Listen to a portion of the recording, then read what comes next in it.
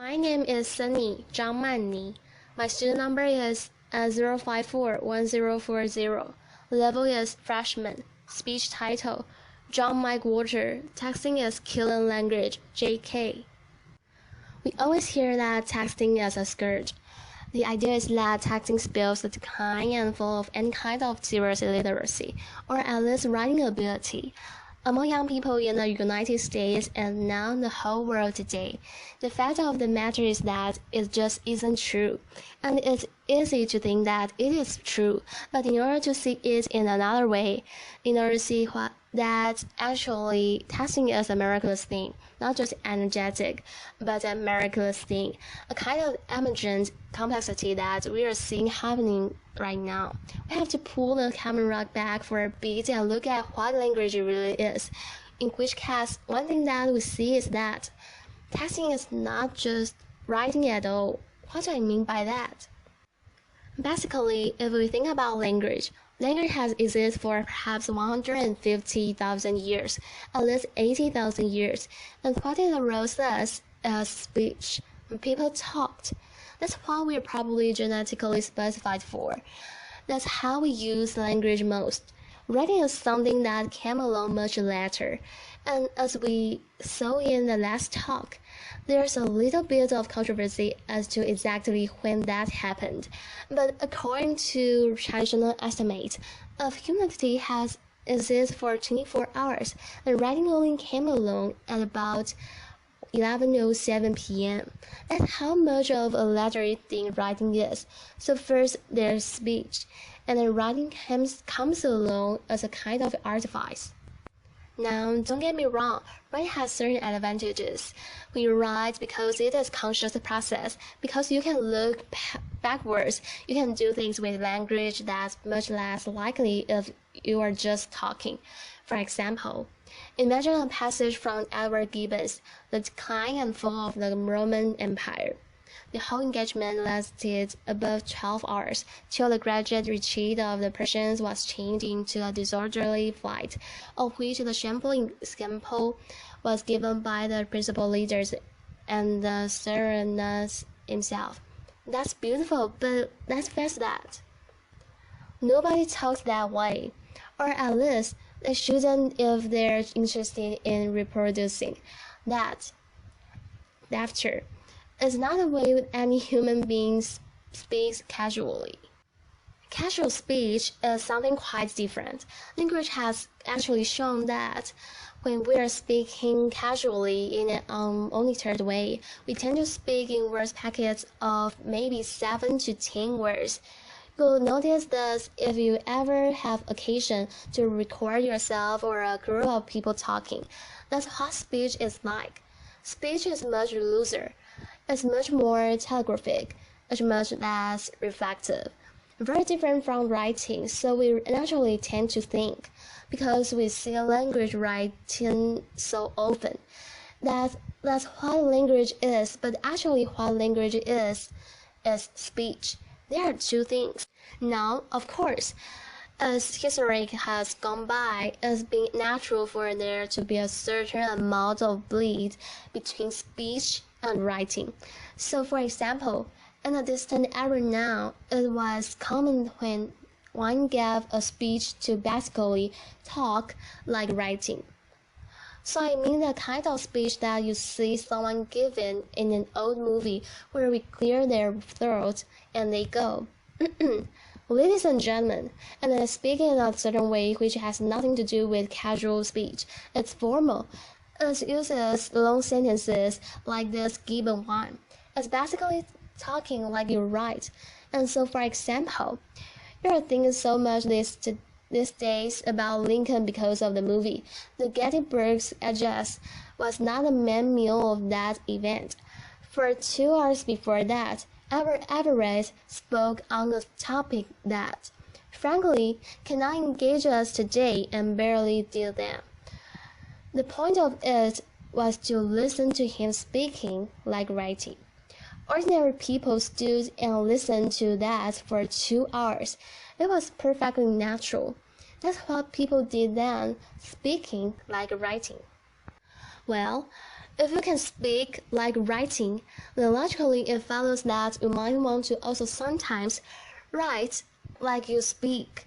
The problem was just that in a literal mechanical sense, that was harder back in the day for the simple reason that materials don't relate themselves to it. It's almost impossible to do that with your hand except in shorthand, and the communication is limited. A manual typewriter was very difficult, and even when we had electric typewriters or then computer keyboards, the fact is that even if you can type easily enough to keep up with the pace of speech, more or less, you have to have somebody who can receive your message quickly.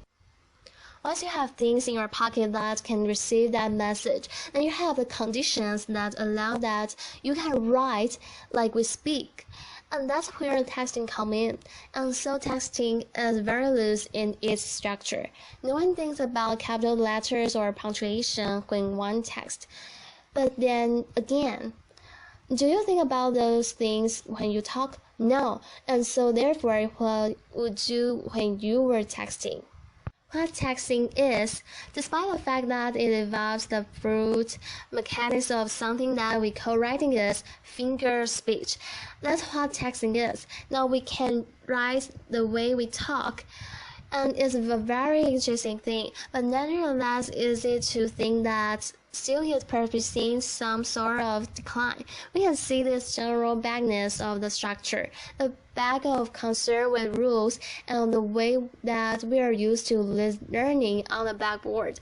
And so we think that something has gone wrong. It's a very natural sense. But the fact of that, the matter is that what is going on is a kind of emergent complexity. That's what we're seeing in this finger speech.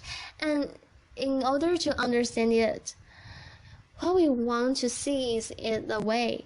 In this new kind of language, there is a new structure coming up. And so, for example, there is in texting a convention, which is LOL. Now, LOL, we generally think of as singing, laughing out loud. And of course, theoretically, it does. And if you look at older texts, then people use it to actually indicate laughing out loud. But if you text now, or if you are someone who is aware of the subject of texting the way it's become, you'll notice that LOL does not mean laughing out loud anymore. It evolves into something that is much subtler. This is an actual test that was done by a non-male person of about 20-year-old not too long ago. I love the font you are using, BTW. Julie. Now, think smell is being slow right now. Now, if you think about it, that's not funny. No one's laughing. Laughter. And yet, there it is, so you assume there's been some kind of hiccup. And Susan says, "Now I know." Again, more guffawing than you're used to when you're talking about these inconveniences. So Julie says, "I just sent you an email." Susan, "Now I see it." The very funny people, if that's what LOL means. That this Julie says, "So what's up?" Susan, "Now I have to write a 10-page papers." She's not amused. Let's think about it. LOL is being used in a very particular way, as a marker of empathy, as a marker of accommodation.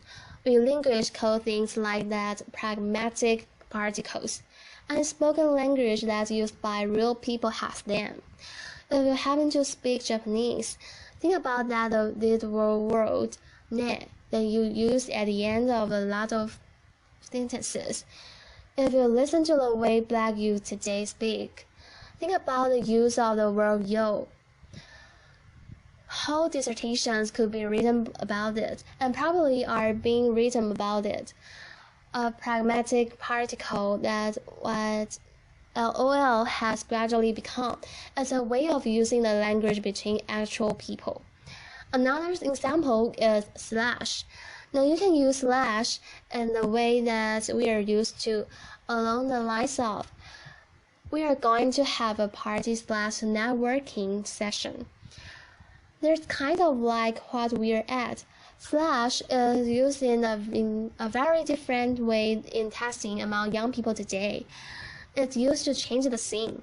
So for example, the Sally person says, "So I need to find people to chill with." And Jake says, "Haha, you could write a dissertation about haha too, but we don't have time for that." Haha, so you are going by yourself? Why? Sally. For the summer program at NYU. Jake, haha, slash, I'm watching this video with some class trying to shoot with one eye. The slash is interesting. I don't really even know what Jack is talking about after that, but you notice that he's changing the topic. Now that seems kind of mundane, but think about how in real life, if you're having a conversation and you want to change the topic, there are ways of doing it gracefully. You don't just zip right into it. You pat your thighs and look wistfully off into the instance. Or you're saying something like, makes you think. We really didn't, but why you really? Laughter. What you're really trying to do is change the topic. You can do that while you're texting, and so ways are developing of doing it within this medium.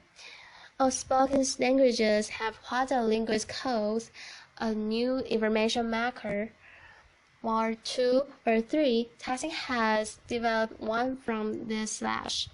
So we have a whole battery of new constructions that are developing. And yet, it's easy to think, well, something is still wrong. There's a lack of structure of some sort. It's not as sophisticated as the language of the Wall Street Journal. Well, the fact of the matter is, look at this person in 1956, and this is when texting doesn't exist. I Love Lucy is still on the air. Many do not know the alphabet or multiplications table cannot write grammatically. We heard that sort of thing before, not just in 1956. 1917, Connecticut school teacher. 1917, this is the time when we all assume that everything somehow in terms of writing was perfect because the people on downtown Abbey are articulate or something like that.